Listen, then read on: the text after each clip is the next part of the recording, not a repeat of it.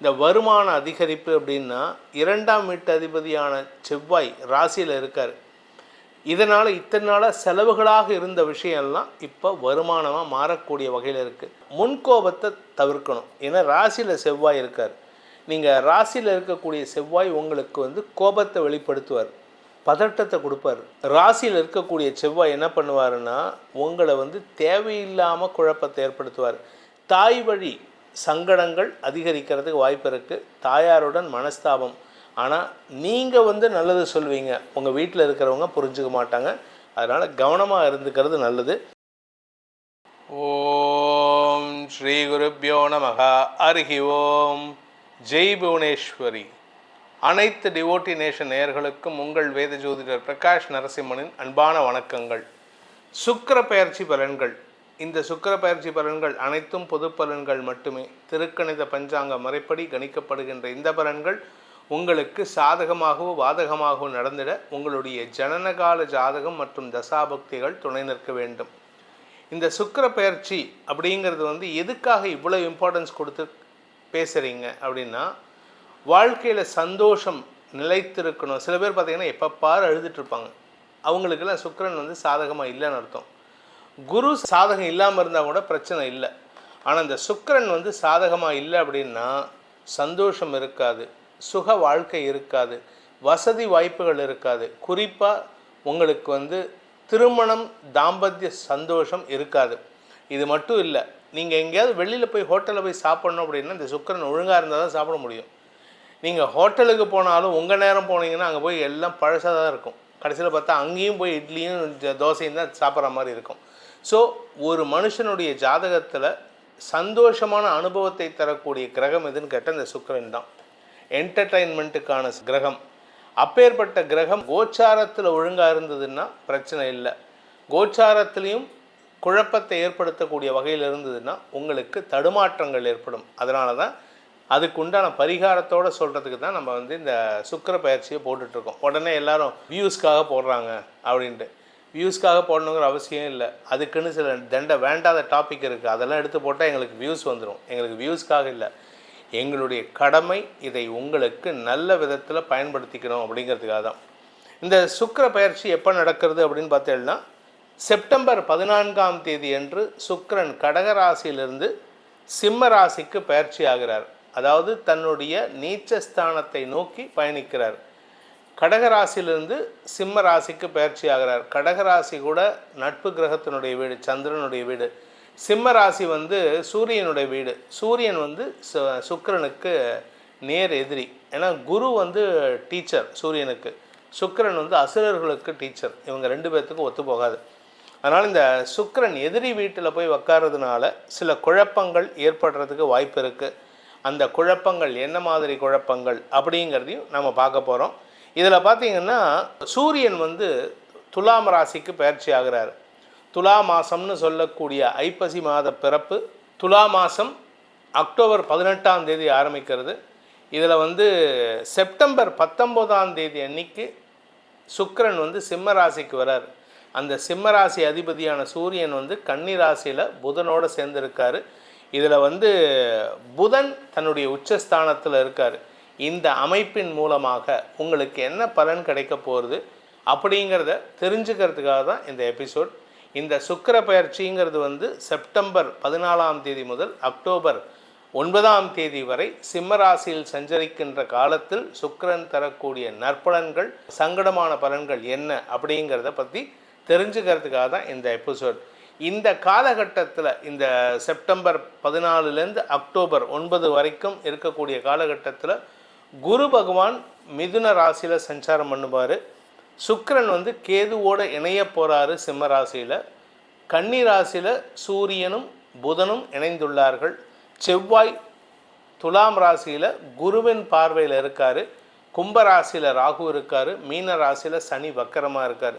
November 28ஆம் தேதி வரைக்கும் சனி வக்கரமாக இருக்கிறதுனால சில மாற்றங்கள் உங்களுக்கு நன்மைகளை ஏற்படுத்தும். அது என்னங்கிறத இப்போ பார்க்க போகிறோம். இதில் அக்டோபர் மாத கடைசியில் தான் புதன் விருச்சிகத்துக்கு போகிறார். புதன் விருச்சிகத்துக்கு, அதாவது கன்னியிலேருந்து துலாம், துலாத்துலேருந்து விருச்சிகம், இப்படி 2 இது போகிறதுனால அக்டோபர் மாதம் வரைக்கும் புதன் சுக்கிரன் பரிவர்த்தனை யோகமும் ஏற்படும். அது அடுத்த மாதம், அதாவது அக்டோபர் 9ஆம் தேதிக்கு மேலே, அக்டோபர் 9 கன்னிராசிக்கு சுக்கிரன் பயிற்சி ஆகும்பொழுது புதன் சுக்கிரன் பரிவர்த்தனை யோகம் ஏற்படும். அந்த பீரியட் வரைக்கும் எப்படி இருக்குது, அந்த அக்டோபர் 9ஆம் தேதி வரை எப்படிப்பட்ட பலன்களை நீங்கள் அனுபவிக்க போகிறீர்கள்? ஏன்னா செவ்வாய் குரு பார்வை விட்டு விலகிறதே ஒரு பெரிய விசேஷம்னு நம்ம செவ்வாய் பயிற்சியில் சொல்லியிருக்கோம். அதுக்கு வலு சேர்க்கும் விதமாக இந்த சுக்கிர பயிற்சி உங்களுக்கு எப்படிப்பட்ட பலன்களை தரப்போகுதுன்னு பார்க்கறதுக்கு தான் உங்களை அழைக்கின்றேன். வாருங்கள், உங்கள் பலாபலன்களை ஆராய்வோம். துலாம் ராசி நண்பர்களுக்கான சுக்கிர பயிற்சி பலன்கள். உங்களுடைய ராசிநாதன் 11ஆம் இடத்துக்கு வரார். 10ஆம் இடத்துலேருந்து ஆரோக்கியத்தை கெடுத்துட்டு வேலையில் பிரச்சனையை உண்டு பண்ணிட்டு வேலையை போக்கக்கூடிய வகையில் செயல்பட்டிருந்தார் கடந்த ஒரு 15-20 நாள். கிட்டத்தட்ட பார்த்திங்கன்னா லாஸ்ட் ஒரு 25 டேஸ், செப்டம்பர் 14லேருந்து ஒரு 25 டேஸ் பிரச்சனையை கொடுத்துருப்பார். ஏதோ ஒரு பிரச்சனையை கொடுத்துருப்பார். இப்போது அந்த சுக்கிரன் உங்களுடைய 11ஆம் இடத்துக்கு வரார். மதிப்பு மரியாதை உயரும். உடன்பிறப்புகளுடன் அனுகூல பலன்கள் ஏற்படும். உங்கள் கூட பிறந்த தம்பி தங்கைகள், அண்ணன் அக்கா, இவங்ககிட்டலாம் நல்ல நட்பு பாராட்டுவதற்குண்டான வாய்ப்புகள் ஏற்படும். அதே சமயம் எதிரிகள் உங்களுக்கு மரியாதை செலுத்தக்கூடிய சூழ்நிலை ஏற்படும். உங்களை பற்றி தப்பாக பேசினவங்க, உங்களுக்கு அவமானத்தை தேடி கொடுத்தவங்கள்லாம் இப்போ உங்களுக்கு மரியாதையை கொடுப்பதற்கு முயற்சி எடுப்பாங்க. ராசிநாதன் சுக்கிரன் 11ஆம் இடத்துக்கு வருது. சுய முயற்சியின் மூலமாக லாபத்தை ஏற்படுத்திக்கிறதுக்கு வாய்ப்பு இருக்குது. சுய தொழில் செய்பவர்கள், வியாபாரிகள், நீங்கள் புதுசாக பிஸ்னஸ் பண்ணணும்னு நினச்சிங்கன்னா இந்த புதுசாக பிஸ்னஸ் பண்ண துவக்கிறதுக்கு உண்டான முயற்சிகளில் ஈடுபடுறதுக்கு வாய்ப்பு இருக்குது. இந்த காலகட்டம் அப்படிங்கிறது உங்களுக்கு வருமான அதிகரிப்பு ஏற்படுறதுக்கு உண்டான சூழ்நிலை ஏற்படும். இந்த வருமான அதிகரிப்பு அப்படின்னா 2ஆம் வீட்டு அதிபதியான செவ்வாய் ராசியில் இருக்கார். இதனால் இத்தனை நாளாக செலவுகளாக இருந்த விஷயம்லாம் இப்போ வருமானமாக மாறக்கூடிய வகையில் இருக்குது. நட்பு வட்டத்திடமிருந்து உங்களுக்கு உதவிகள் கிடைக்கும் வாய்ப்பு ஏற்படும். உங்கள் கூட இருக்கிறவங்களே உங்களுக்கு சப்போர்ட்டிவாக இருப்பாங்க. எதிரியே மாறும்போது நண்பன் மாற மாட்டேன்னா அவ்வளவு சூப்பரான டைம். திருமண வயதினருக்கு திருமண யோகம் கைகூடும். உங்களுடைய வியாபாரத்தில் லாபம் ஏற்படுறதுக்கு வாய்ப்பு இருக்குது. படிக்கின்ற குழந்தைகளுக்கு மரியாதை உயர்வு ஏற்படும். இந்த குழந்தைகளுடைய செயல்பாடுகள் உங்கள் குடும்ப கௌரவத்தை காப்பாற்றும். ஸோ இதெல்லாம் சாதகமான பலன்கள். இதில் நெகட்டிவ் ஏதாவது இருக்கா சார்னா, முன்கோபத்தை தவிர்க்கணும். ஏன்னா ராசியில் செவ்வாய் இருக்கார். நீங்கள் ராசியில் இருக்கக்கூடிய செவ்வாய் உங்களுக்கு கோபத்தை வெளிப்படுத்துவார், பதட்டத்தை கொடுப்பார். வேலை செய்கிற இடத்துல பதட்டத்தை கொடுப்பார். ஏன்னா நீங்கள் லாஸ்ட் ஒரு 1 மந்த் ஆஃபீஸ்க்கே போயிருக்க மாட்டீங்க. ஒன்றா ஹெல்த் ரீசனால் இருக்கலாம், இல்லை வேறு ஏதாவது வீட்டில் சுப விஷயங்களுக்காகவும் இருக்கலாம்.